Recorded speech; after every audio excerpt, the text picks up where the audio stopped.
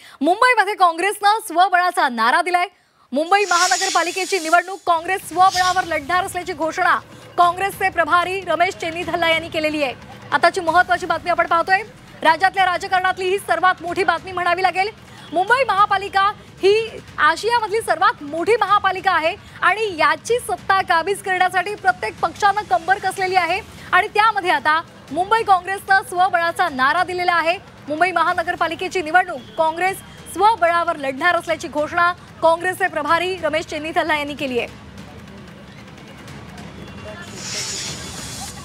के level पे छोड़ा गया है, जगह कुछ जगह पे अलायंस है, कुछ जगह पे नहीं है, लेकिन मुंबई कांग्रेस कमेटी ने यह तय किया है कि हम इस मुंबई कॉर्पोरेशन के इलेक्शन में आगे लड़ेंगे।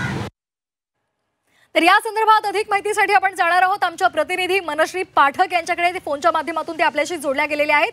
मनश्री, रमेश चेन्नीथल्ला यांनी मुंबईमध्ये काँग्रेस स्वबळावरच लढणार हे स्पष्ट केलेलं आहे, घोषणा केलेली आहे। या आधीच आपण पाहिलेलं आहे मुंबईमधले जे काँग्रेसचे नेते होते त्यांनी सुरुवातीपासूनच मनसे सोबत आल्यामुळे आपण आघाडी करणार नाही असा सूर खरं तर आळवलेला होता आणि आता तशी अधिकृत घोषणा सुद्धा झालेली आहे।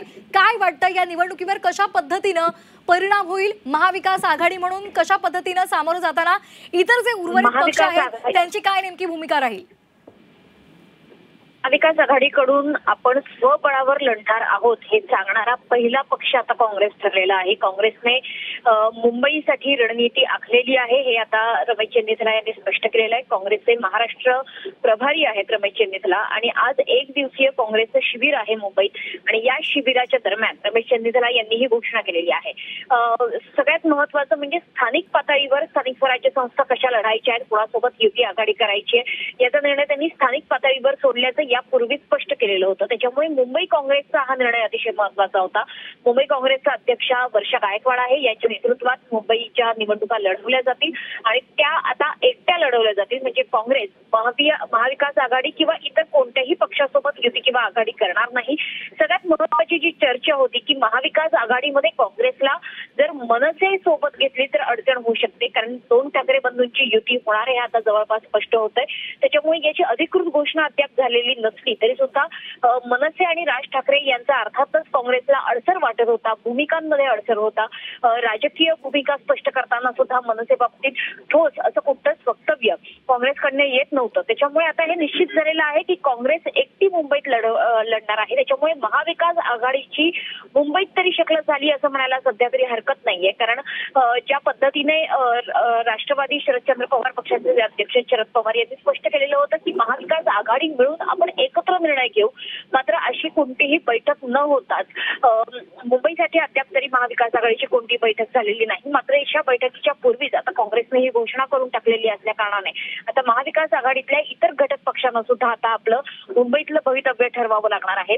एकीकडे ठाकरे बंधूंच्या युतीची चर्चा आहेच, मात्र दुसरीकडे राष्ट्रवादी शरदचंद्र पवार पक्ष नेमकं काय करणार आहे हे बघणं सुद्धा तितकंच गरजेचं आहे। मात्र आता ही लढाई आता ओपन झालेली आहे। एकीकडे काँग्रेस भाजप विरोधी पक्ष म्हणून स्वतःला पुढे येत असतानाच आता ठाकरेंच्या पुढे सुद्धा त्यांना सक्षमपणे उभं राहणं हे भाग आहे। त्याच्यामुळे महाविकास आघाडीची मुंबईत शक्ल पडली आहे असं म्हणायला हरकत नाही। अगदी मनश्री, आपण अशाच आमच्यासोबत जोडलेल्या राहा। आपण रमेश चेन्नीथल्ला नेमके काय म्हणालेले आहेत हे ऐकूयात। लोकल लेवल पे छोड़ा गया है, जगह कुछ जगह पे अलायंस है, कुछ जगह पे नहीं है, लेकिन मुंबई कांग्रेस कमेटी ने यह तय किया है कि हम इस मुंबई कॉर्पोरेशन के इलेक्शन में आगे लड़ेंगे। सर्व आपले जे पदाधिकारी आहेत, जे कार्यकर्ते आहेत आणि स्थानिक लेवलची निवडणूक आहे त्यामध्येच जवळजवळ नक्की झालेला की कार्यकर्त्याची मागणी होती की आम्हाला एकटं जायचं आहे आणि आम्हाला काय सगळ्यांनाच एकटं जायचं आहे। तसेच शूर जे आहेत ना सगळ्या ठिकाणी निघत आहे। काही ठराविक नेत्यांचं असं आहे की अलायन्स झाला पाहिजे, पण मला वाटत नाही की या बाजूने किंवा त्या बाजूने पण जर तुम्ही बघितलं तर कुठेही अलायन्स दिसत नाही मला। काही ठराविक ठिकाणी झाली तर झाली, पण मला असं वाटतं की मुंबईमध्ये तर काँग्रेस पक्ष एकटाच जाणार। मनश्री, आपण या प्रतिक्रिया पाहिलेल्या आहेत काँग्रेस नेत्यांच्या आणि त्याचबरोबर रमेश चेन्नीथल्ला जे मुंबईचे जे प्रभारी आहेत काँग्रेसचे त्यांनी सुद्धा प्रतिक्रिया दिलेली आहे। आपण अनेकदा या निवडणुका कव्हर केलेल्या आहेत।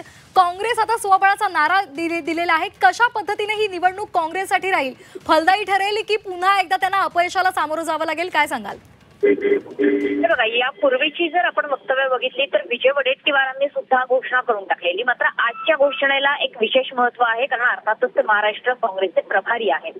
त्याच्यामुळे आता काँग्रेस सिरियस मोडवर आलेली आहे असं म्हणायला हरकत नाहीये. कारण आतापर्यंत जर काँग्रेसचा मुंबईतला आपण परफॉर्मन्स बघितला तर एकेकाळी मुंबईमध्ये बऱ्यापैकी वर्चस्व असणारी काँग्रेस, त्याच्यानंतर त्यांच्या अधोगतीला सुरुवात झाली. अगदी 30-35 नगरसेवक हा आकडा खरं तर छोटा नाहीये आपल्याला वाटतो तितका, मात्र तरी सुद्धा 30-35चा आकडा सुद्धा काँग्रेस गाठू शकते की नाही अशी परिस्थिती मध्यंतरीच्या काळात तयार झालेली होती. कारण एकीकडे जर ठाकरे बंधूंची युती झाली तर अर्थातच काँग्रेस समोर त्या युतीचं देखील आव्हान असणार आहे.